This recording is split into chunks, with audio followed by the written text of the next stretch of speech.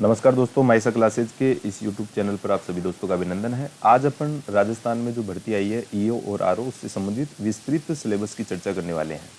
पहले भी अपन बातचीत कर चुके हैं, लेकिन पहले सिलेबस विस्तृत रूप से जारी नहीं हुआ था। अब विस्तृत रूप से सिलेबस जारी कर दिया गया है। आपको पता है दोस्तों, इसके अंदर आपने पहले देखा है कि दो भाग ए और बी भाग करके दो इसमें भाग हैं। ए भाग इसमें 80 नंबर का और बी भाग जो है इसमें 40 नंबर का है। ठीक है, आरपीसी ने वैकेंसी निकाली है और ये जो department of local self government ने वैकेंसी निकाली है, आरपीसी इसको आयोजित करवाने का काम करेगा। अब इसके सिलेबस की अपन बात करें तो देखो, भाग ए के अंदर कौन कौन सा सिलेबस है। पहले सिलेबस विस्तृत नहीं दिया गया था, अब इसको सिलेबस को विस्तृत रूप से दिया गया है। तो राजस्थान का इतिहास देखना है, कला, संस्कृति, साहित्य, परंपरा और विरासत, कौन कौन से टॉपिक आपके सिलेबस में डाले गए हैं उन सब की अपन बातचीत कर रहे हैं। देखो, राजस्थान के प्राग ऐतिहासिक स्थल है। पूरा पाषाण से ताम्र पाषाण और कांस्य युग तक का पूरा आपको पढ़ना पड़ेगा। ऐतिहासिक राजस्थान में प्रारंभिक ईस्वी काल के महत्वपूर्ण ऐतिहासिक केंद्र पढ़ने हैं। राजस्थान में समाज पढ़ना है, धर्म पढ़ना है और संस्कृति पढ़ना है। उसके बाद में देखो, राजवंशों के कुछ महत्वपूर्ण शासकों की राजनीतिक और सांस्कृतिक उपलब्धियां पढ़नी है दोस्तों, जिसमें आपके गोहिल हैं, प्रतिहार है, चौहान है, परमार है, राठौड़ है, सिसोदिया है, कछुआ है, ये सारे आपको पढ़ने पड़ेंगे। मध्यकालीन राजस्थान में प्रशासनिक और राजस्व व्यवस्था आपको पढ़नी पड़ेगी, यानी मध्यकालीन जो राजस्थान है उसकी प्रशासनिक व्यवस्था पढ़नी है और राजस्व व्यवस्था आपको पढ़नी है। उसके अलावा दोस्तों, राजस्थान का उदय पढ़ना है। 19वीं 20वीं शताब्दी के दौरान राजस्थान के सामाजिक जागृति के कारक जो भी रहे उनको पढ़ना है। राजनीतिक जागरण की बात करें तो समाचार पत्र पढ़ने हैं, राजनीतिक संस्थाओं की भूमिका पढ़नी है। इसके अलावा 20वीं शताब्दी में देखो, जनजाति, किसान आंदोलन, 20वीं शताब्दी के दौरान विभिन्न देशी रियासतों में प्रजामंडल, तो प्रजामंडल आंदोलन देखने हैं। राजस्थान का एकीकरण आपको देखना ही है। राजस्थान की वास्तु परंपरा के अंदर आपको मंदिर पढ़ने हैं, किले पढ़ने हैं, महल, मानव निर्मित जलाशय, जलीय संरचनाएं, ठीक है, जो भी बावड़ी वगैरह वो सब आपको पढ़नी पड़ेंगी। चित्रकला की विभिन्न शैलियाँ, हस्तशिल्प, ये सारा आपको पढ़ना पड़ेगा दोस्तों। आगे देखो, प्रदर्शन कला में देखो क्या पढ़ना आपको।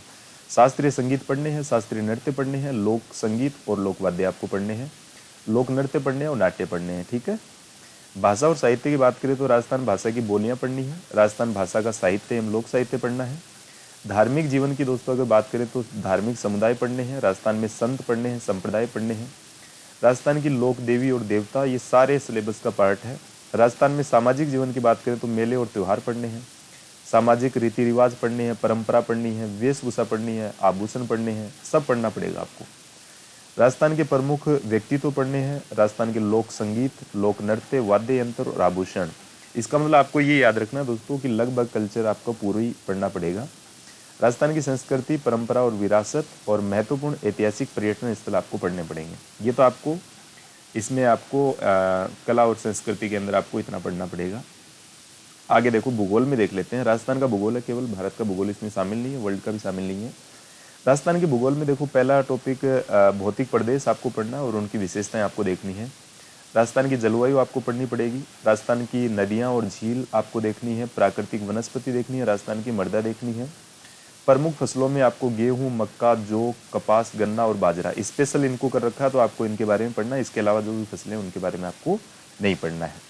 प्रमुख उद्योग हैं जो भी हैं राजस्थान के, उन उद्योगों के बारे में आपको देखना है।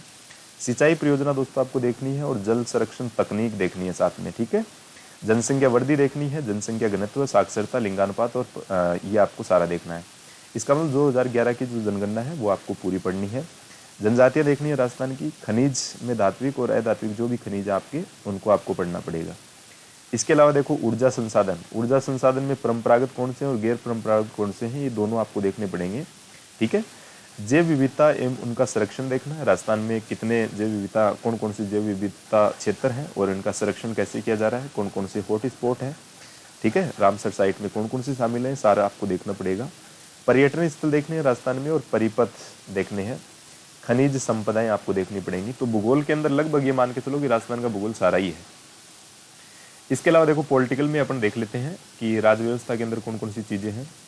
तो संविधान, राजनीतिक व्यवस्था और शासन प्रणाली में अपन देखें तो भारतीय संविधान का दार्शनिक तत्व है। तो दार्शनिक तत्व में आपको संविधान सभा देखनी है, भारतीय संविधान की विशेषताएं देखनी है, संवैधानिक संशोधन, आज तक जो भी अपने संविधान में संशोधन किए हैं वो सारे आपको देखने पड़ेंगे।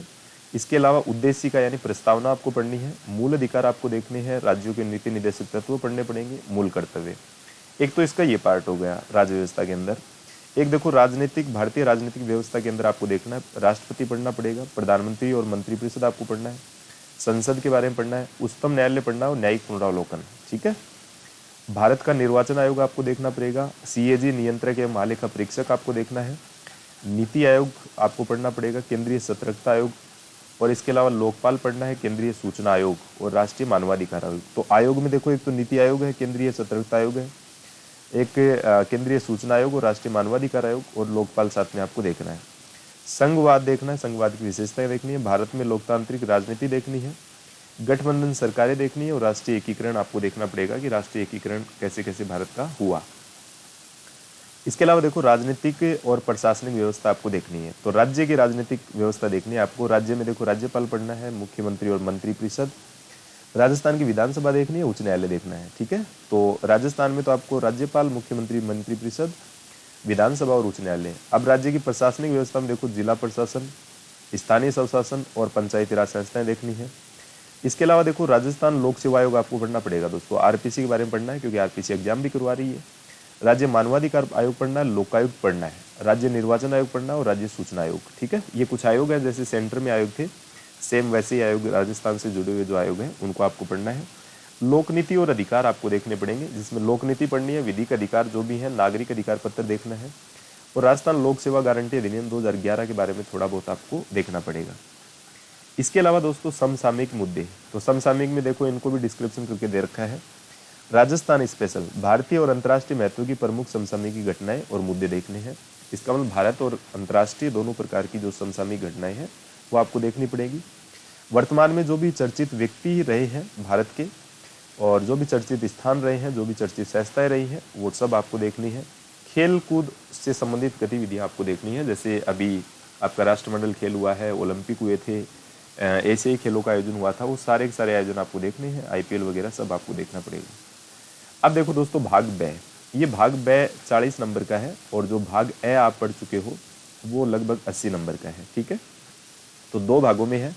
अब ये जो भाग है ये शायद सबके लिए नया पार्ट है। तो राजस्थान नगर पालिका अधिनियम 2009, नगर निकायों से संबंधित कुछ नियम और उसके अलावा कुछ योजनाएं आपको ये सारी देखनी है। नियम भी देखने हैं, योजनाएं भी देखनी है, और नगर पालिका अधिनियम 2009 भी देखना है। ये लगभग 40 नंबर का रहेगा, और इसको जो ठीक ढंग से कर लेगा शायद सिलेक्शन की संभावना उसकी दोस्तों ज़्यादा रहने वाली है। ठीक है, तो आपको सबसे ज़्यादा फोकस जिस भाग पे करना है वो भाग बी है, यानी पार्ट ब जो आपको है उसके अंदर थोड़ी विशेष डिटेल में आपको बहुत अच्छे ढंग से पढ़ना है, क्योंकि सिलेक्शन का आधार दोस्तों यही बनने वाला है। अब इसमें देखो नगर पालिका अधिनियम 2009 के अंदर नगर पालिका का गठन देखना है, शासन देखना है, कार्य संचालन और वार्ड समितियां देखनी है, नगर पालिका की संपत्ति, नगर पालिका वित्त और नगर पालिका निधि आपको देखना है, नगर पालिका का राजस्व देखना है, नगर पालिका विकास और नगर योजनाएं देखनी है, नगर पालिका की पावर्स देखनी है और नगर पालिका संबंधी जो भी अपराध हैं वो देखने हैं, अभियोजन देखना, वाद आदि देखने हैं, नियंत्रण देखना है।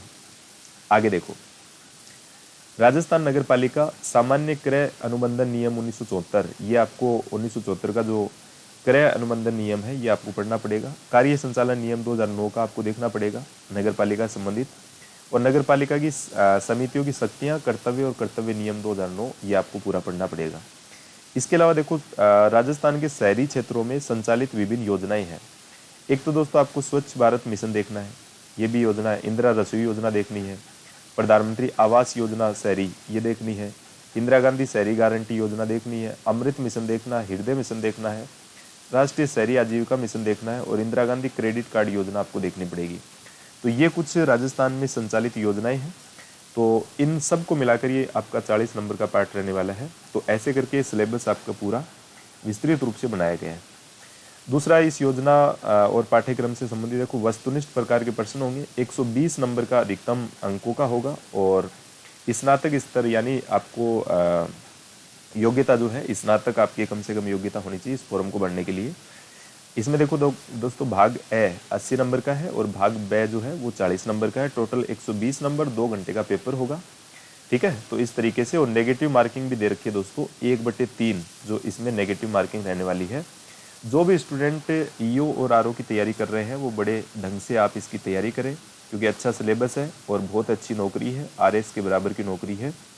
ठीक है, तो इस तरीके से आज अपन ने इसके विस्तृत सिलेबस जो डाल दिया गया था उसकी चर्चा की है, और मुझे उम्मीद है कि आप लोगों को ज़रूर ये बातें समझ आई होंगी और इस सिलेबस को आधार बना के अपनी तैयारी स्टार्ट कीजिएगा। तो आज के लिए दोस्तों इतना ही, मिलते हैं नेक्स्ट वीडियो के अंदर। तब तक के लिए आप सभी लोगों का धन्यवाद। दोबारा मिलते हैं ऐसी वीडियो के साथ में। दोस्तों इस चैनल को आप सब्सक्राइब आप अवश्य कर लें, ताकि आपको नया नोटिफिकेशन जो भी अपन डालें वो आपको लगातार मिलता रहे और आपकी तैयारी मजबूत होती रहे। थैंक यू, धन्यवाद सभी लोगों को।